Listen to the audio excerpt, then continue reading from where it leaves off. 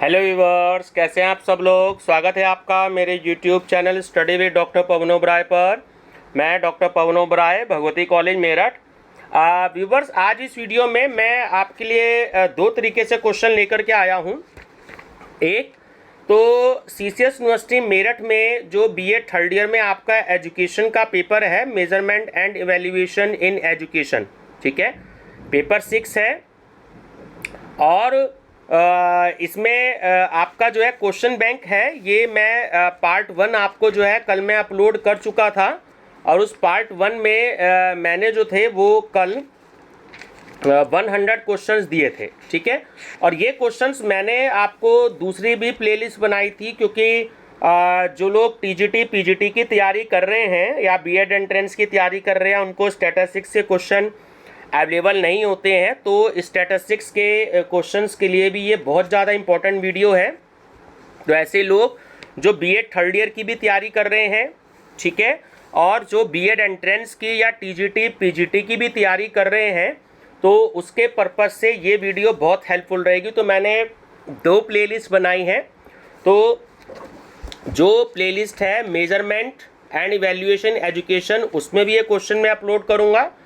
और MCQs on statistics for BEd entrance TGT और PGT, उसमें भी ये मैं क्वेश्चन अपलोड करूँगा, ताकि जो टीजीटी पीजीटी या बीएड एंट्रेंस की तैयारी कर रहे हैं ऐसे भी कैंडिडेट्स देख पाएँ। और जो स्टूडेंट्स हैं बीए थर्ड ईयर के सीसीएस यूनिवर्सिटी मेरठ के, तो वो भी देख पाएँ, ठीक है। क्योंकि अक्सर क्या होता है कि जो टीजीटी पीजीटी के लोग या बीएड एंट्रेंस के लोग जो तैयारी करते हैं, मार्केट में बुक्स के पीछे भागते हैं कि भाई बुक्स मिल जाए तो हम पढ़ लें, लेकिन बुक्स में बड़ा लिमिटेड आपको मैटर मिलता है। स्टैटिस्टिक्स के 100 क्वेश्चन दे दिए, बिजनेस ऑर्गेनाइजेशन के 100 क्वेश्चन दे दिए, प्रिंसिपल ऑफ मैनेजमेंट के 100 क्वेश्चन दे दिए। तो इतने क्वेश्चंस होते हैं, 250-300 पेज की बुक्स होती है, ठीक है, क्योंकि उनकी अपनी लिमिटेशंस होती है। बट आप अगर मेरे चैनल पर अगर आप पढ़ेंगे तो आपको अनलिमिटेड क्वेश्चंस मिलेंगे हर सब्जेक्ट पर, क्योंकि मैं डेली कुछ ना कुछ क्वेश्चंस आपको प्रोवाइड कराता हूँ। तो आप मेरी प्लेलिस्ट जरूर विजिट करिएगा। आप मेरा चैनल अगर फर्स्ट टाइम देख रहे हैं तो मेरा channel study with doctor Pawan Oberoi को जरूर सब्सक्राइब कर लीजिएगा। लाइक और शेयर भी करते रहिएगा अपने फ्रेंड सर्कल में, है ना। और बेल आइकन जरूर प्रेस कर लीजिएगा, ताकि लेटेस्ट नोटिफिकेशन आपको टाइम से मिलते रहें। तो व्यूवर्स, इस वीडियो में मैं डिस्कस करूँगा आपसे स्टैटिस्टिक्स के पोर्शन के, ठीक है। एक तो जो है आपका विचलन और अपकिरण वाला जो आपका चैप्टर है, मेजर ऑफ डिस्पर्जन जिसे हम कहते हैं, तो वो मैं आपसे डिस्कस करूंगा, ठीक है। चलिए, तो ये आपकी यूनिट थर्ड भी है, ठीक है, सीसीएस यूनिवर्सिटी मेरठ के हिसाब से एजुकेशन वाले स्टूडेंट्स की। चलिए डिस्कस करते हैं। विचलन की माप अवलोकनों द्वारा प्रदर्शित बिखराव की सीमा का विवरण देती है तथा इसे सामान्यतः किसी केंद्रित मूल्य अथवा उचित स्थिर चरणों में विचलनों के माध्य के रूप में मापा जाता है। तो विचलन का यह स्पष्टीकरण प्रस्तुत किया है, तो ये किया है प्रोफेसर ग्रिफिन ने। विचलन के मापक हमें बताते हैं कि ऑप्शन भी सही है, आंकड़े मध्यमान से कितनी दूर तक फैले हुए हैं। विचलनशीलता का सबसे विश्वसनीय तथा स्थायी मापक है, तो वो है मानक विचलन, स्टैंडर्ड डिविएशन। विचलन हो सकता है, तो देखिए वो निरपेक्ष विचलन भी हो सकता है और सापेक्ष विचलन भी हो सकता है, दोनों प्रकार का हो सकता है, ठीक है। विचलन ज्ञात करने का सबसे सरल मापक है, तो वो है माध्य विचलन, मीन डिविएशन। 10 सदस्यों के समूह का वास्तविक मध्यमान से प्राप्त विचलन के वर्ग का योग यदि 160 है तो उसका मानक विचलन होगा, तो वो होगा 4, ठीक। चतुर्थांश विचलन जो क्वार्टाइल डिवीजन होते हैं, वो ज्ञात करने का सूत्र है, तो ऑप्शन बी करेक्ट है कि Q3 - Q1 अपॉन 2। सांख्यिकी में मानक विचलन को किस चिन्ह से प्रदर्शित करते हैं, ठीक है, तो ऑप्शन डी आपका करेक्ट है, ठीक है। बड़े की मात्रा ये स्टैंडर्ड डिविएशन का साइन है। चलिए, ये एक डायग्राम आपको दिया गया है और इस डायग्राम में आपको ये बताना है कि किस तरीके का डायग्राम है। तो ये है स्तंभाकृति, ऑप्शन नंबर बी। निम्नलिखित मापकों में वास्तविक मध्यमान से प्राप्त विचलन का योग किस मापक में शून्य होता है? तो वो होता है मानक विचलन। निम्नलिखित में से कौन सा मानक एक प्रकार है? देखिए, शतमक मानक और प्रमाणित प्राप्तांक मानक दोनों ही प्रकार हैं, है ना, ए और बी दोनों, तो ऑप्शन सी करेक्ट है। उच्चतम और निम्नतम अंकों के मध्य अंतर को कहते हैं तो प्रसार या विस्तार, ठीक है। सांख्यिकी में प्राप्तांक 2 का विस्तार क्या होता है? तो वो होता है 1.5 से 2.5, ठीक है। अर्ध विच्छेद विधि द्वारा विश्वसनीयता ज्ञात करने पर हम गणना करते हैं, तो वो करते हैं स्थिरता एवं तुल्यता गुणांक की।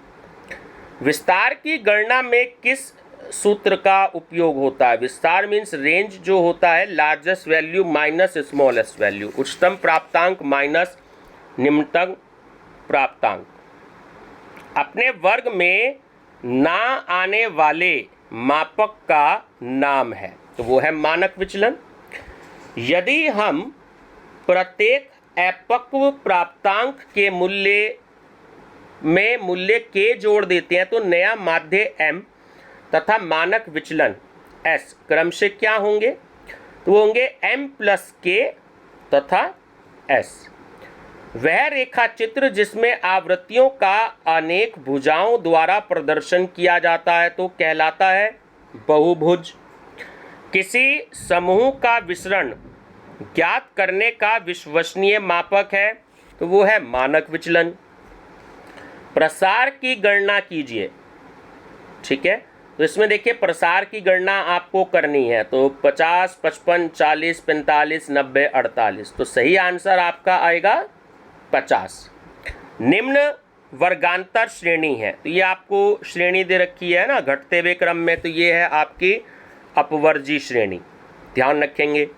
गणना सूत्र m equal to sigma fx upon n में सिग्मा fx क्या होता है? तो वो होता है आवृत्ति एवं मध्य बिंदु के गुणनफल का योग। जब आप मल्टीप्लाई करते हैं fx को और फिर नीचे टोटल कर दिया जाता है, तो वो योग आ गया शब्द। Q3 और Q1 के अंतर के आधे को कहा जाता है, वो Q कहा जाता है। Q3 मतलब थर्ड क्वार्टाइल, Q1 मतलब फर्स्ट क्वार्टाइल और Q2 मतलब होता है आपका मीडियन, ठीक है। तो इसके अंतर के आधे को कहा जाता है Q। निम्नलिखित में से कौन सा बेमेल है, मतलब जो मैचिंग नहीं होता है, तो वो होता है चतुर्थांश विचलन, क्वार्टाइल डिविएशन, क्योंकि जो आपका मीन हो गया, मीडियन हो गया, मोड हो गया, वो आप मेजर ऑफ सेंट्रल टेंडेंसी में कैलकुलेट करते हैं, वह मेजर ऑफ डिस्पर्जन में आप क्वार्टाइल डिविएशन कैलकुलेट करते हैं। औसत विचलन वर्ग के मूल को कहते हैं मानक विचलन। खंडित श्रेणी में आकार को भुजाक्ष पर और आवृत्तियों को कोटि अक्ष पर लेकर समंत बिंदुओं को प्रांकित कर मिलाने से जो चित्र बनेगा तो वह है, तो वो होता है आवृत्ति भुज। संचयी आवृत्ति को डैश से दर्शाया जाता है, तोरण से दर्शाया जाता है, ठीक है। मध्यमान विचलन को कहा जाता है, तो वो होता है प्रथम निरपेक्ष आघूर्ण।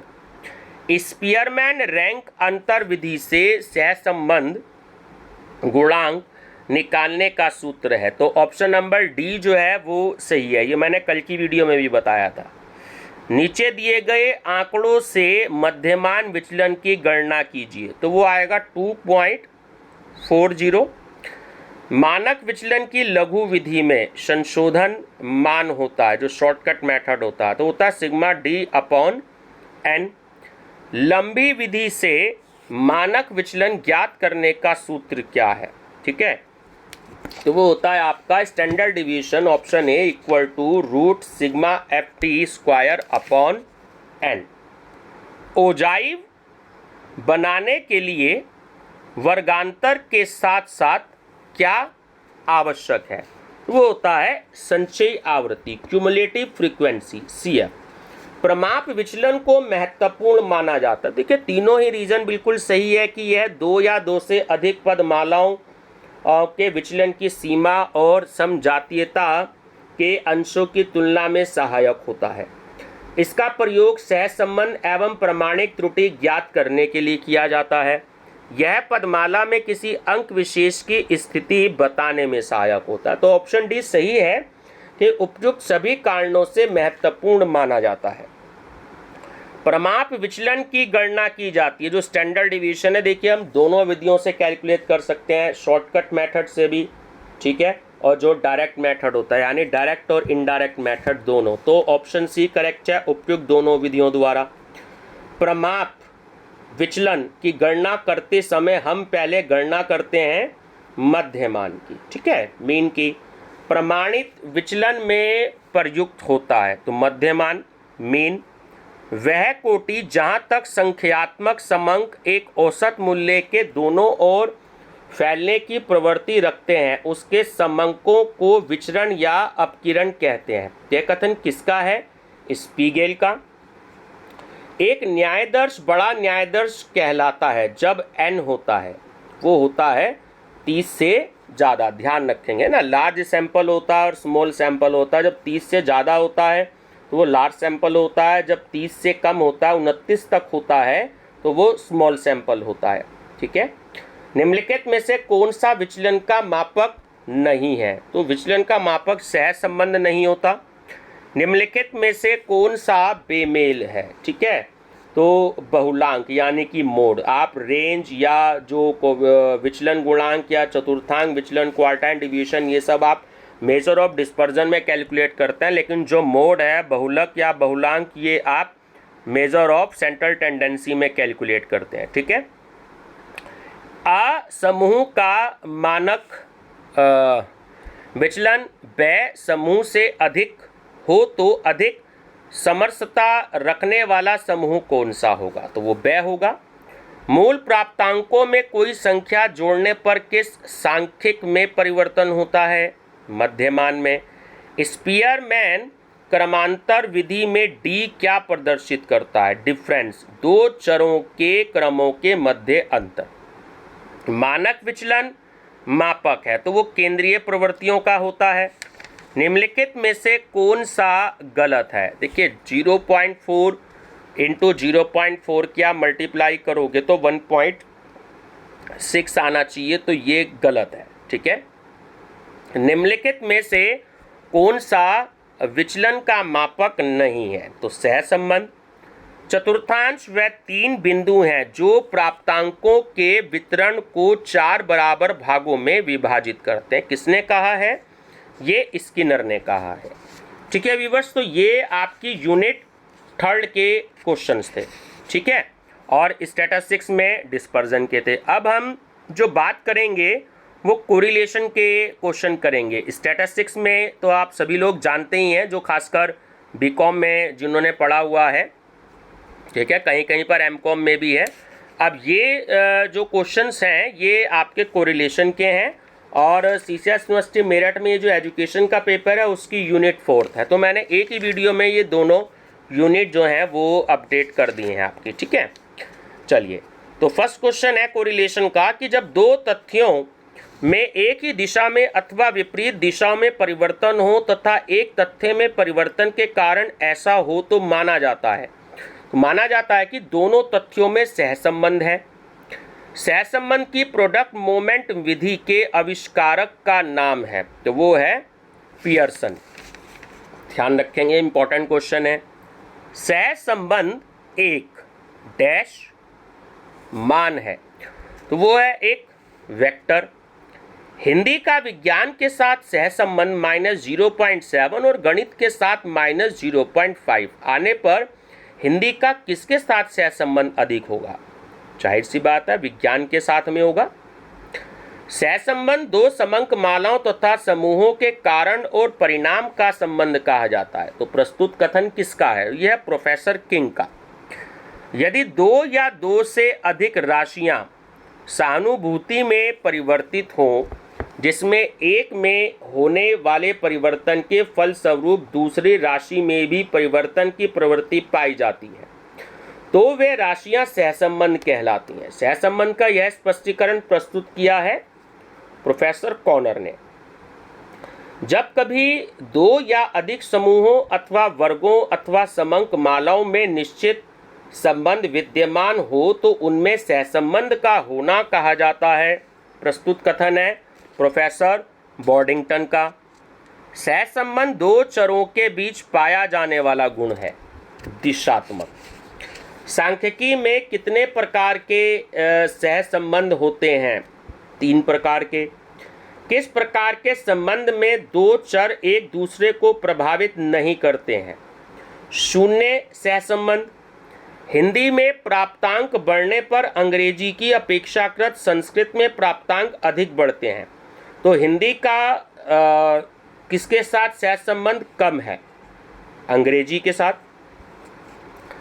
सहसंबंध का मान किस प्रकार की राशि है? वेक्टर। सहसंबंध ज्ञात करने की सबसे एक तरीके से विश्वसनीय व वैध विधि कौन सी है? तो कोटि अंतर विधि और घूर्णन गुणात्मक विधि दोनों ही है। ऑप्शन सी करेक्ट है। सहसंबंध का प्रतीक चिन्ह कौन सा है? ठीक है, ऑप्शन बी स्मॉल आर। श्रेणी अंतर सहसंबंध का प्रत्यय डैश द्वारा किया गया, स्पीयरमैन द्वारा। सहसंबंध निकालने का सूत्र होता है, तो ऑप्शन नंबर बी करेक्ट है। ठीक है, यह बहुत इंपॉर्टेंट फार्मूला है, याद रख लीजिएगा। यदि एक चर का मूल्य घटने पर दूसरे चर का मूल्य भी घटे अथवा एक चर के मूल्य बढ़ने पर दूसरे चर का मूल्य भी बढ़े तो इस सहसंबंध को कहा जाता है धनात्मक सहसंबंध। दो चरों के बीच वह सहसंबंध जिसमें एक चर के बढ़ते हुए मानों का संबंध दूसरे चर के घटते हुए मानों से होता है, तो वो कहलाता है ऋणात्मक सहसंबंध। अत्यंत निम्न धनात्मक सहसंबंध को प्रदर्शित किया जाता है, तो वो ऑप्शन ए करेक्ट है कि 0.01 से 0.10 तक। यदि एक चर के मूल्य के घटने पर दूसरे चर का मूल्य बढ़ता है तो उस स्थिति में विद्यमान सहसंबंध को कहा जाता है ऋणात्मक सहसंबंध। कार्ल पियर्सन ने सहसंबंध गुणांक का प्रतिपादन कब किया? 1890 में, ध्यान रखेंगे। हिंदी का विज्ञान, गणित, संस्कृत व अंग्रेजी के साथ सहसंबंध -0.65 -0.45 प्लस 0.68 प्लस 4.48 पाया गया। तो हिंदी का सर्वाधिक सहसंबंध किसके साथ है? ठीक है, तो वो होगा आपका इसके साथ प्लस की वैल्यू देखिए, आप पहले ध्यान देंगे तो ये आपकी 1 से कम होता है, ध्यान रखेंगे। तो संस्कृत के साथ होगा क्योंकि तीसरे नंबर पर आपका संस्कृत दे रखा है। ठीक है, प्लस की वैल्यू 0.68। ऋणात्मक सहसंबंध में जब एक चर बढ़ता है तो दूसरा कम होता है। छात्र की बुद्धि लब्धि व उसके सीखने में होता है धनात्मक सहसंबंध। जब दो श्रेणियों में परिवर्तन एक ही दिशा में तथा समान अनुपात में होते हैं तो इस सहसंबंध को कहा जाता है पूर्ण धनात्मक सहसंबंध। यदि तापमान बढ़ने से गैस का आयतन बढ़ता है और तापमान घटने पर गैस का आयतन घटता है तो तापमान और आयतन में कौन सा संबंध है? तो वह सकारात्मक सहसंबंध। आर चिन्ह, स्मॉल आर चिन्ह किसका है? सहसंबंध गुणांक का है ना, कोएफिशिएंट ऑफ कोरिलेशन का। पूर्ण सहसंबंध का सहसंबंध गुणांक होता है, तो ऑप्शन ए R-1। सहसंबंध गुणांक -0.5 का अर्थ है ऋणात्मक औसत सहसंबंध। सहसंबंध दो चरों के बीच पाए जाने वाले संयुक्त संबंध को इंगित करता है। किसने कहा? लेथ-रॉप ने। दो चरों x तथा y के विचलन गुणांक का योग 16 और विचलन वर्ग का योग 5 व 5 आया तो सहसंबंध का मान होगा किस पर? ये देखिए आधारित है, विचलन वास्तविक मध्यमान पर आधारित है, तो ये होगा 0.80। सहसंबंध गुणांक कभी नहीं हो सकता, देखिए 1 से ज़्यादा है ना तो प्लस से और ना माइनस से। ठीक है, हमेशा इसका आंसर 1 या 1 से कम होता है, ध्यान रखेंगे। तो ऑप्शन सी करेक्ट है। यदि दो चरों या श्रेणियों में बिल्कुल भी परस्पर आश्रितता नहीं पाई जाती तो माना जाता है सहसंबंध का अभाव। सहसंबंध के अभाव की स्थिति में सहसंबंध गुणांक होता है r-0। यदि दो चरों या श्रेणियों में परिवर्तन समान रूप में नहीं होते तो उस स्थिति में सहसंबंध होता है सीमित सहसंबंध। सीमित सहसंबंध होता है, देखिए धनात्मक और ऋणात्मक दोनों हो सकता है।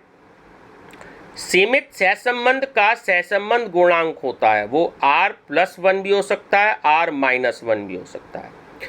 एक समूह को दो निर्णायकों द्वारा निम्नलिखित रैंक प्रदान की गई है। रैंक अंतर विधि से सहसंबंध गुणांक ज्ञात कीजिए। इसमें थोड़ा सा कैलकुलेशन आपको करनी पड़ेगी, ठीक है। रैंक डिफरेंस मेथड है ये, बहुत इंपॉर्टेंट है। तो आंसर आएगा आपका 0.789।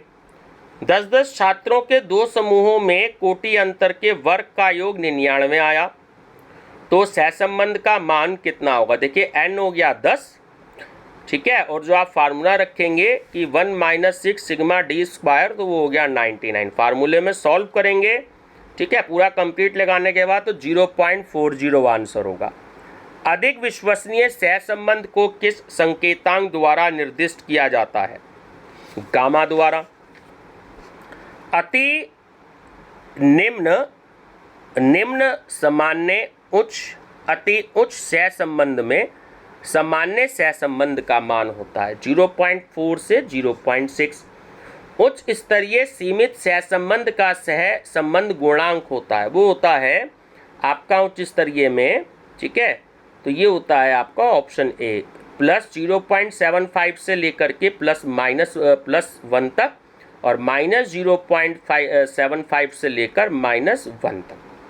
मध्यम स्तरीय सीमित सहसंबंध का सहसंबंध गुणांक होता है, मध्यम में आता है आपका +0.25 से लेकर के +0.75 तक और ऐसे ही -0.25 से -0.75 तक।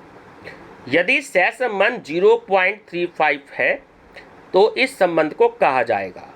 अच्छा, क्रमिक पैमाने पर प्राप्त आंकड़ों को निम्न सांख्यिकी का प्रयोग कर विश्लेषण करते हैं। देखिए माध्यिका भी, शतमक भी और क्रमांतर विधि द्वारा सहसंबंध भी, तो ऑप्शन डी करेक्ट है ये सभी। सहसंबंध गुणांक की +0.21 से क्या अर्थ है? तो ये है आपका सहसंबंध धनात्मक व निम्न है, ठीक है। बहुत अच्छे सहसंबंध गुणांक का मान होता है तो वो होता है ऑप्शन ए, प्लस माइनस दोनों स्थिति में। पूर्ण सहसंबंध गुणांक का मान होता है तो वो होता है ऑप्शन डी, +1 से -1 तक। कोटि अंतर विधि द्वारा सहसंबंध को किस संकेतांक द्वारा प्रदर्शित किया जाता है? वो होता है रो द्वारा, ठीक है, ऑप्शन नंबर ए। किसी परीक्षण के प्राप्तांकों का उसके मानक विचलन, मानक परीक्षण के प्राप्तांकों के साथ प्राप्त सहसंबंध को कहते हैं वैधता। सहसंबंध की व्याख्या के संदर्भ में अंग्रेजी के छोटे आर को जाना जाता है पियर्सन आर के रूप में। कार्ल पियर्सन द्वारा सहसंबंध संबंधी व्याख्या को जाना जाता है गुणन आघूर्ण सहसंबंध, ठीक है। सहसंबंध की गुणन आघूर्ण विधि का प्रतिपादन किसने किया? कार्ल पियर्सन ने। रो प्रदर्शित करता है स्पीयरमैन सहसंबंध गुणांक को। स्पीयरमैन क्रमांतर विधि में डी क्या प्रदर्शित करता है? डिफॉल्ट डिफरेंस, दो चरों के क्रमों के मध्य अंतर। विज्ञान तथा भाषा की उपलब्धियों में ऋणात्मक सहसंबंध का क्या अर्थ है? तो ऑप्शन ए सही है, यदि विज्ञान में उपलब्धि बढ़ती है तो भाषा में घटती है। कोटि अंतर विधि द्वारा सहसंबंध के आविष्कारक का नाम स्पीयरमैन। सहसंबंध का मान अधिकतम पाया जाता है, देखिए धनात्मक 1 और ऋणात्मक 1 है ना, ऑप्शन डी करेक्ट है, बी और सी दोनों। कार्ल पियर्सन की उत्पाद आघूर्ण सहसंबंध विधि दर्शाती है दो चरों में रेखीय संबंध को। गिलफोर्ड तालिका व्याख्या करती है किसकी? सहसंबंध गुणांक की। रैंक अंतर विधि द्वारा सहसंबंध गुणांक की गणना कीजिए यदि d स्क्वायर इक्वल टू 25 और n इक्वल टू 5 है। आप फार्मूले में रखेंगे तो आपका आंसर आएगा -0.25। प्रोडक्ट मोमेंट सहसंबंध को किस चिन्ह से दर्शाया जाता है? ठीक है, तो ऑप्शन नंबर आपका सी ठीक है, स्मॉल r। सहसंबंध कभी भी ज़्यादा नहीं हो सकता, किससे? +1 से ज़्यादा नहीं हो सकता। ठीक है, ध्यान रखेंगे। सहसंबंध की गुणन आघूर्ण विधि का प्रतिपादन किसने किया? कार्ल पियर्सन ने। सहसंबंध दो चरों के बीच पाया जाने वाला गुण है दिशात्मक। और लास्ट क्वेश्चन है, विज्ञान तथा गणित की उपलब्धियों में धनात्मक सहसंबंध का अर्थ है। ऑप्शन बी कि यदि विज्ञान में उपलब्धि बढ़ती है तो गणित में भी बढ़ती है। ठीक है व्यूअर्स, तो ये इसमें आपके 67 क्वेश्चन हो गए और जो आपकी यूनिट 3 थी उसमें आपके जो हैं 48 क्वेश्चन हो गए। ठीक है, तो 100 क्वेश्चन से ऊपर आपके क्वेश्चन हो गए। ठीक है व्यूअर्स, तो ये आप पीजीटी टीजीटी बीएड एंट्रेंस वाले भी देख सकते हैं और आपका एजुकेशन जो बीएड 3rd ईयर वाले हैं सीसीएस यूनिवर्सिटी मेरठ के, तो वो तो उनके लिए तो ये है ही। ठीक है व्यूअर्स, इसके बाद नेक्स्ट वीडियो में मैं आपसे जो है 2020 का क्वेश्चन पेपर डिस्कस करूंगा इसी सब्जेक्ट का। ठीक है, तो अगली वीडियो में, नहीं तो वीडियो ज़्यादा बड़ी हो जाएगी, measurement and evaluation in education का। ठीक है व्यूअर्स, तो वीडियो पसंद आए लाइक शेयर सब्सक्राइब जरूर करिएगा। मेरा channel name study with doctor Pawan Oberoi. Thank you.